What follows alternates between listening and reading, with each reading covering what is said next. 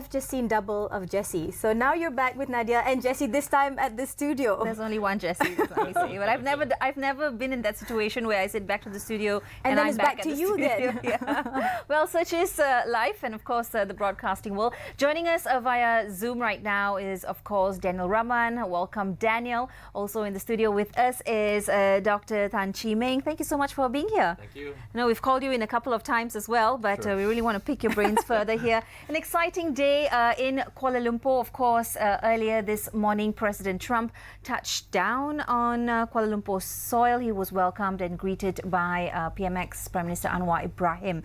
Lots of conversation that we have sort of unpacked from that onwards in terms of trade and what this signals to the rest of the world and what it can do for ASEAN as a bloc, but particularly as well Malaysia. I just want to very quickly read out a quote that Prime Minister Anwar Ibrahim put on his Instagram earlier. He put this quote up saying, "The future of ASEAN will not be written by circumstance. It will be written by choice, by the choices we make today." What does that mean for you as you hear that?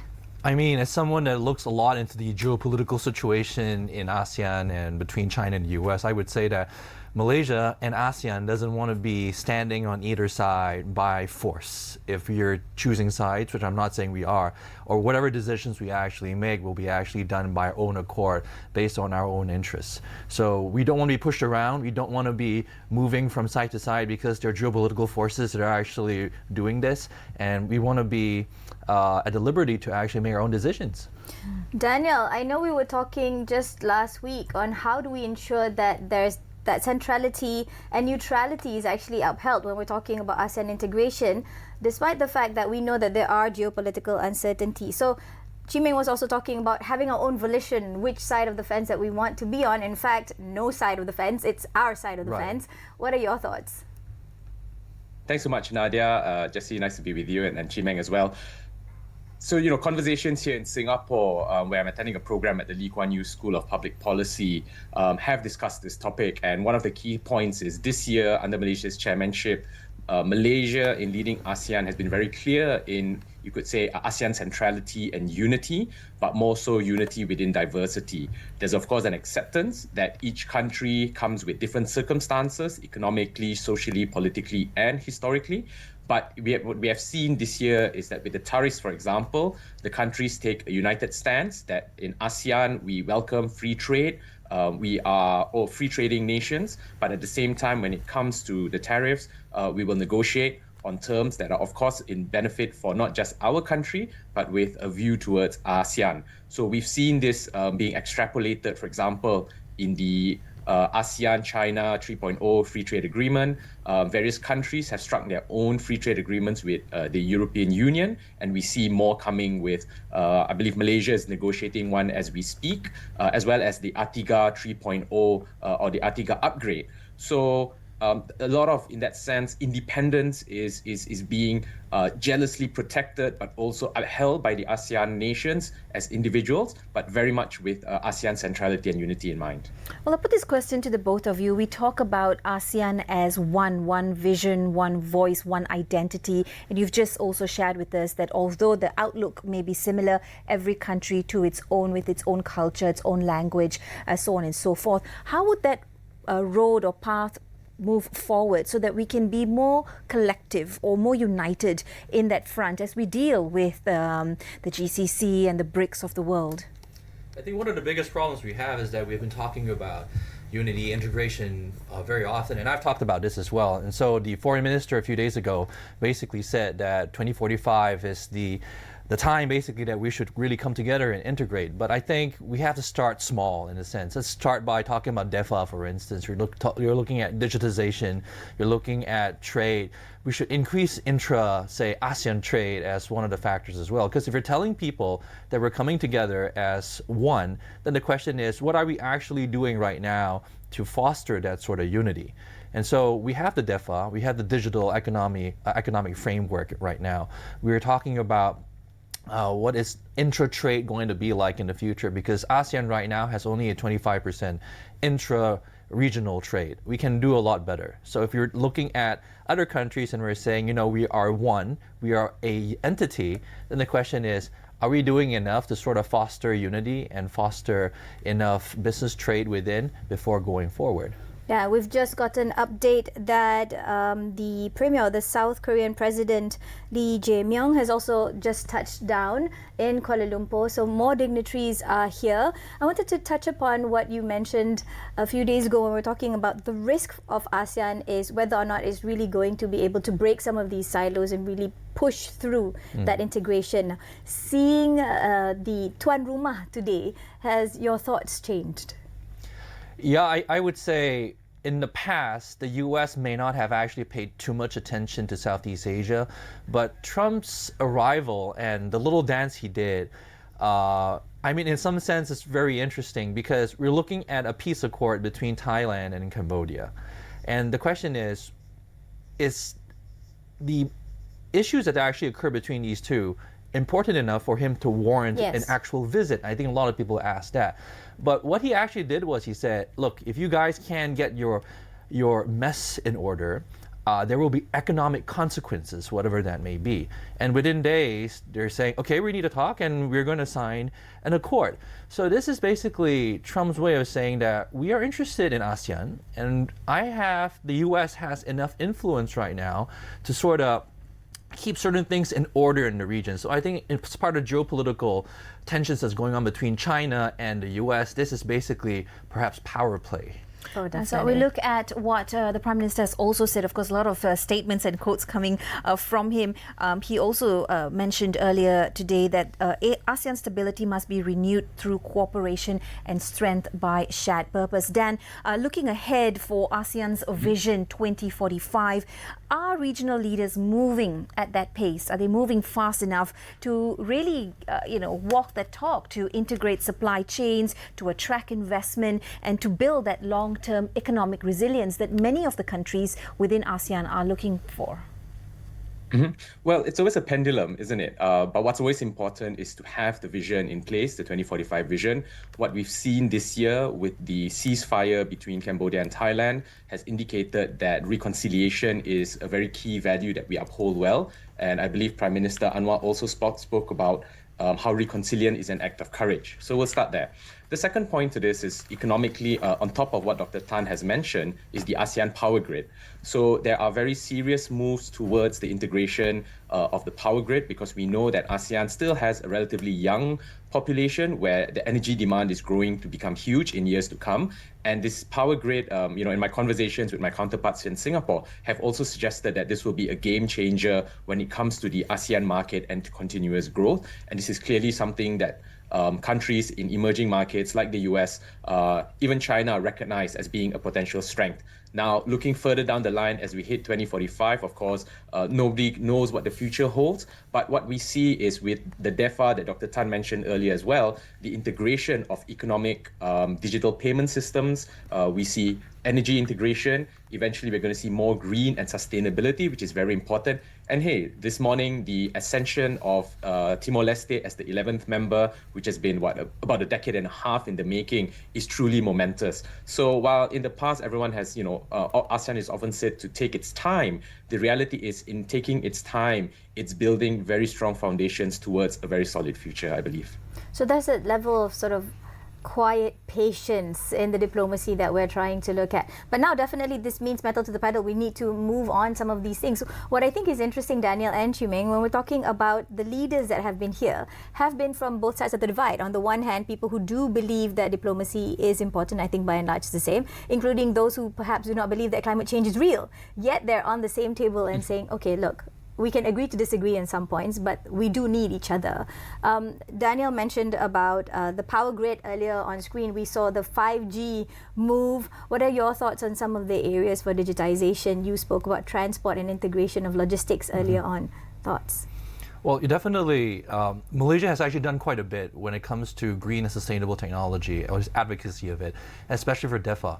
And of course, the fact that Timor-Leste became the 11th nation in ASEAN under the chairmanship of ASEAN, Malaysia's chairmanship of ASEAN is actually very significant also for our leadership within the region. I would say that, like what Daniel was actually saying, the ASEAN power grid is definitely a very important thing. We're talking about providing energy to all 10, if not 11 members of the region right now. And of course, logistics, transportation, digitization, trade. We need all that in order to actually feel like we are one union in some sense. Now, of course, there's questions on whether we should be like the EU. The EU is very, very strong when it comes to the institutions and the binding laws they actually have. And ASEAN is very much a different entity. We're talking about flexibility, we're talking about diversity. So we may not actually want to go in the route of the EU when we're actually coming together, but we have to understand the diversity that we have is also the strength. So one thing we have to understand is we need to get the economies of all the individual nations up to par before they actually decide that this thing called ASEAN is actually a viable option, a vehicle for us to actually be together in. So I think the digitization then becomes really, really important because you're trying to increase the economic structure, economic prowess of the SMEs, of the local businesses that would actually contribute a great deal to the local economies.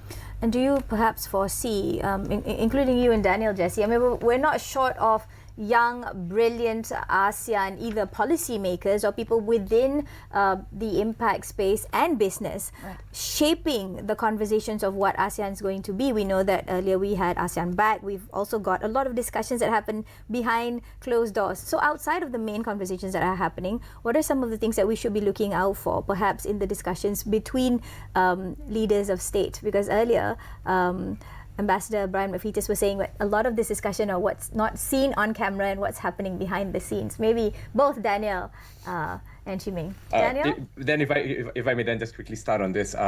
The point on SMEs is going to be very important. How are the mom and pop businesses going to be able to integrate themselves into a digital ASEAN supply chain, using your touch and go or your Grab apps wherever you want to? I think that's the first. The second, Nadia, you made an important point on the impact space.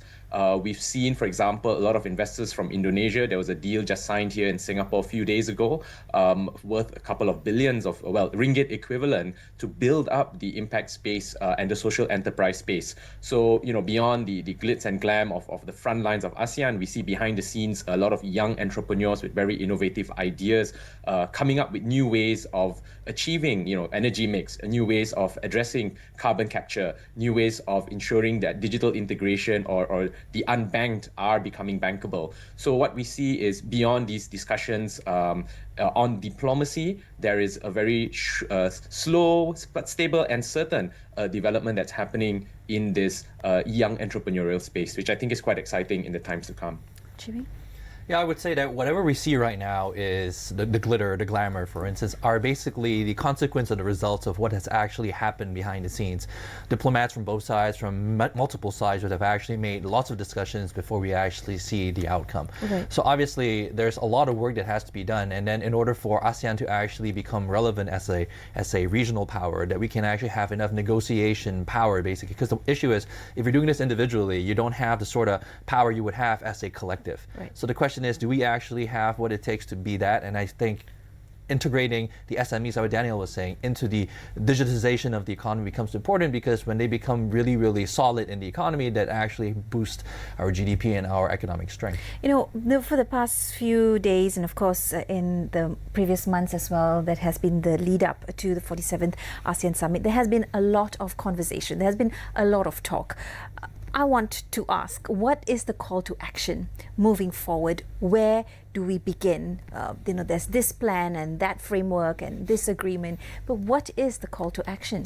I think, the problem with the chairmanship of the ASEAN is that each country takes the chairmanship for 1 year. So the continuity then becomes an issue, I would say. So let's say the Philippines, I think, is scheduled for the next chairmanship, if I'm not mistaken. Right. So then the question is, can we actually expect subsequent chairmen to actually continue the agenda of previous chairmanships? I think that's one of the main issues, and to make sure that whatever they're doing is actually done in such a way that it is for the benefit of the entire region and not just looking at national interests. So that's one of the main issues, I would say. Dan, what do you see as the most urgent, perhaps, way forward, or the urgent item, if you will, that we must take as a bloc to move forward to strengthen our regional perhaps powers combined?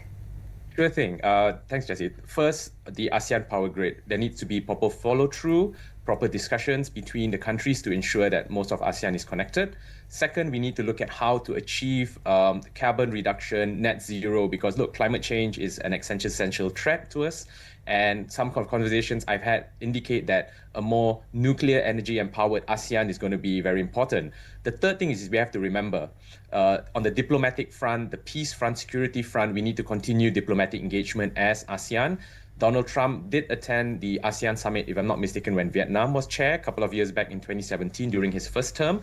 So coming to Malaysia has been a great a victory, a symbolism in many ways. But let's try to do our best to make sure that it's not the last, at least in his tenure as president in this time, as well as the next tenureship. So those three areas. Thanks, Daniel. Now, we've just gotten an update. There is the joint statement on critical minerals by Malaysia and the US. So it says here that Malaysia has pledged to accelerate the development of its critical minerals and rare earth sectors in partnership with American companies. This commitment, of course, includes granting extended operating licenses to provide business certainty and support increase production capacity. Now, under the US-Malaysia Agreement on Reciprocal Trade, Malaysia will not impose any bans, quotas or restrictions on the export or sale of critical minerals and rare earth magnets to the United States. So now we see that both Washington and Putrajaya have agreed to strengthen economic and national security goals. And Trump obviously had his eye on this, so Yes. on his way here. Of course, one of the main issues that the Chinese have with the Americans right now is precisely this problem. The rare earth issue is actually really, really big because you're looking at green tech, you're looking at defense technology. These things are actually technologies that actually use rare earth metals a lot. So that's why Trump actually had a deal with the Australians not long ago. And then now he's looking at Malaysia as well. Because part of the reason that the issues are actually occurring right now between China and America is because about 90% of all the rare earth processing, refining and all that actually come from China. And this is one of the trump cards that the Chinese actually have. No pun intended. No pun intended. So the Americans have AI, they have the semiconductors and energy, the Chinese have the rare earths, and they sort of need each other.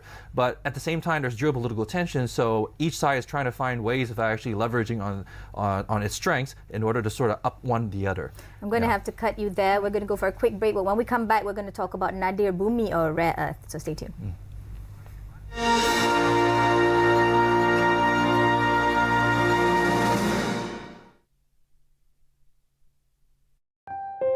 Dari kecil, aku belajar satu perkara dari mak. Kalau boleh, pilih barangan kita. Dia ajar aku untuk kenal rasa buatan sendiri. Ica, macam mana lompat-lompat macam tu? Mak sentiasa bangga dengan barangan kita. Dia ajar aku percaya dengan barangan kita. Lagi cantik tau kalau Ica pakai batik tempatan. Tak mengecewakan. Dan lama-lama aku faham, barangan kita bukan sekadar buatan Malaysia. Weh, Syah, jom lah. Okey, jap. Dan sekarang giliran aku untuk teruskan apa yang mak mulakan. Supaya anak aku pun tahu apa tu erti menghargai hasil tangan kita sendiri. Barangan kita, kebanggaan kita. Jom beli lokal.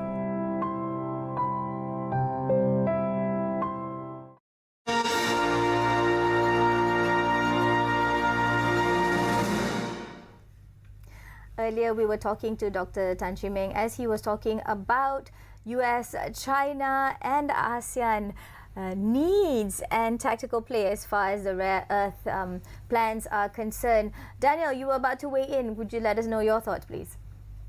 Yeah, so there's a very insightful book that was published, I think this year, if not late last year, called The War Below, which speaks about the growing geopolitical tensions around rare earth. And based on what Dr. Tan said, China controlling 90%. We've seen America very aggressively working with countries that have access to rare earth like Australia. And now this agreement that you've just shared with us about Malaysia and rare earth and the US also indicates that the US views Malaysia as a potential partner in the rare earth space. Now, this is a very interesting development, but also a way forward because it shows that Malaysia has a very unique mineral that is used in everything from defense to new technologies, silicon development, which the US needs. Based on this book that was this recent book, the US is a few years away from sort of restarting their own rare earths cultivation in a very scalable manner. Of course, there are a lot of environmental concerns and challenges there as well. So the rare earth space could be, you could say, a very big comparative advantage for Malaysia on top of the semiconductor as well. So attracting companies in the rare earth space from the US would be very exciting. And I might add that you've got many companies in the US with proprietary technology on rare earths recycling, and that's going to be something that will grow in the years to come. Just to jump in and give a little bit more clarity, under this agreement, Malaysia has committed to provide significant market access to US and for its industrial goods exports. That includes chemicals, machinery and electrical equipment as well, metals and passenger vehicles, as well as agricultural exports such as dairy, poultry and rice. And the US, meanwhile, has committed to maintain a 19% tariff on Malaysian goods, with certain products receiving a 0% tariff rate under a list of aligned partners. So, of course, that is a good start. Will this bite us later down the line? Thank you for saying that. I was just thinking about this. Chimengo. No, I don't think so. I think one of the things that Malaysia must understand is that you don't want to be too close to either superpower. You want to stay neutral in some sense so that you can actually harness as much advantage as you can by being neutral. Because if you're too close to one and the other doesn't like you very much for that, that becomes very problematic. So for the case of the US, tariffs can be very, very problematic alongside US tech restrictions. And so this is one of the issues that the Chinese are also experiencing because of the tensions that's actually going on. Malaysia doesn't want to go through that route. And of course, like what Daniel was saying about rare earths, the recyclability of the rare earths or technology having that is actually really important, because in the end, you're talking about firms that could come into Malaysia and actually boost our FDI by giving appropriate training, by actually creating jobs and things of the sort through this particular perhaps emerging industry. But I think if we were to look at it in the whole supply chain of rare earth, and the Asia Pacific region, including ASEAN, is home to the production of over 226,000 tons of rare earth. And of course, the challenge here would be in the processing bottlenecks, the midstream bottlenecks, ensuring that everything from environmental impact assessment to having, in our discussion earlier, all the other members of the supply chain also playing ball. So both Daniel and Chee-Meng, we know that the region still lacks, I think, sufficient infra, whether or not it be for separation or refining. So what are some of the risks that we have to be aware of and ensure that we safeguard ASEAN's interest? I don't think it's a risk per se. Rather, it becomes an impetus for ASEAN, the SMEs and MNCs to improve processes. Things like basic employment rights, workers' rights, especially in areas where the extraction of these rare earths is still very traditional. Indonesia is, of course, one of the world's largest nickel producers in that regard.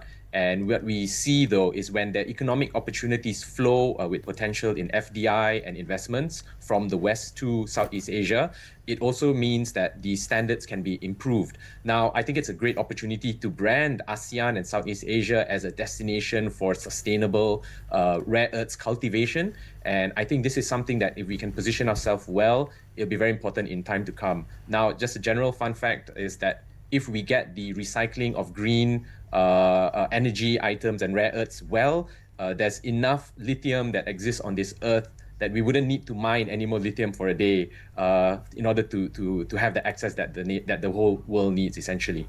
Well, with this rare earth deal or rare earth win, Malaysia is really marking a milestone, and it's also showing the world that it's ready to, or rather opening its market for more international access. What does this say about investors pouring in FDIs, the confidence of what Malaysia is standing up to show to the world? I think one of the things that makes ASEAN really attractive is that it has a very lively, young, vibrant workforce with a high enough education standard or level that allows foreigners or foreign companies to come in and actually hire our graduates, our people, to actually work for them. Now, the fact that Donald Trump actually came to ASEAN under Malaysia's chairmanship, and the fact that he seems very happy about what's actually going on, tells you that perhaps investors are probably going to be more confident in coming into Malaysia and ASEAN in particular to start investing. Part of the reasons why they may not actually is because of the tariffs and what the American government could actually do economically to countries that may actually come in. We're looking at here in Malaysia, to what Dan was saying, a lot of rare minerals. Yes. 16 Never have to mine for a day. anymore. Yes. 16.1 million metric tons of rare earth deposits. That's according to just some estimates. But at this point, in terms of infra, we do lack the technology to mine and process them. What are other big wins as we close in on the pinnacle of the summit for ASEAN moving forward, Chee Meng? I think the fact that Trump is here is already a big win from a PR standpoint, because one of the biggest issues that ASEAN have is we're afraid of the tariffs. But earlier, in the earlier segment, we did talk about how Trump's visit can overshadow ASEAN's priorities and the track that we need to still be on and focus on some key areas. I think we've talked about a lot of the key areas where you're talking about ASEAN Power Grid, you're talking about DEFA. These are things that are already ongoing. The thing that we have to understand about ASEAN is that we need the geopolitical assurance that we can actually be in a stable situation to carry out our own mission. So the fact that the Chinese are on friendly terms with ASEAN and Donald Trump is actually here is actually a very good sign that we are on very good footing with both powers. So this is not an overshadowing per se, but an assurance that we are in safe hands right now. Definitely. Jessie, we just got an update that at around 4 to 4:30 p.m. the Premier of China will also be here, and at 5:50 p.m. thereabouts the arrival of the Prime Minister of New Zealand will also be here in Malaysia. Right. Prime Minister Lakson, who I spoke to recently as well. We're going to take you shortly to the ASEAN FIFA Memorandum of Understanding signing ceremony. Infantino is also here on a Malaysian soil. If I could ask both of you to sum up the ASEAN summit so far, as we know that things unwrapping. If you could describe the summit, what would you say, Daniel? One word, perhaps. One word, that's a tough. You put him on the spot. Okay, one sentence for you. It's truly remarkable where we've come to by this time of the year, as the year started with so much uncertainty. So it's been a remarkable summit. Right, thanks for that, Daniel. Chee Meng? We are resilient, for sure. We've gone through COVID, we've gone through the geopolitical tensions. Imagine a PMX is leading a country that's chairing the ASEAN for this year, and then there's all these geopolitical tensions going on. And so far, we are actually in pretty good hands. The Chinese Premier is here, and then the President of the US is here, and then two geopolitical rivals are together in one spot. Who would ever think, right? And so I think, yeah, ASEAN is a very resilient entity, and then we will continue to prosper. An exciting time indeed to be in the middle of all this action, and of course we continue to want to bring you more updates in real time. Now, if you're looking for the latest information, do visit Bernama's ASEAN dedicated webpage, and of course we also have updates coming on our various different social media channels, Facebook and Instagram, and even on YouTube. Right, we've got to take you down to the signing ceremony right now. Let's go right there. Thank you, gentlemen. Thank you so much.